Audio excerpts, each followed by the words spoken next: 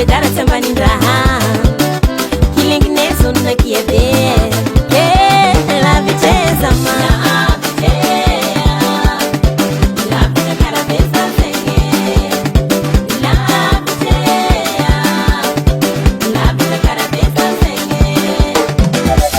Merci Zopilo Francisco Respe wanzanka karabeza bantan lavit azaki baba kwa be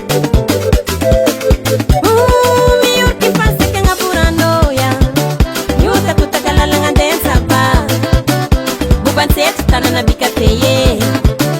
bon cafe kazakati buneke avara tangtenga ni mananzebeya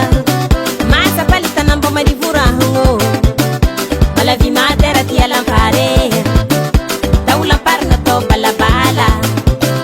hangol churane kembakirano ya ala beka bicheka ndafia lava bulunga mbula mena turanga umbe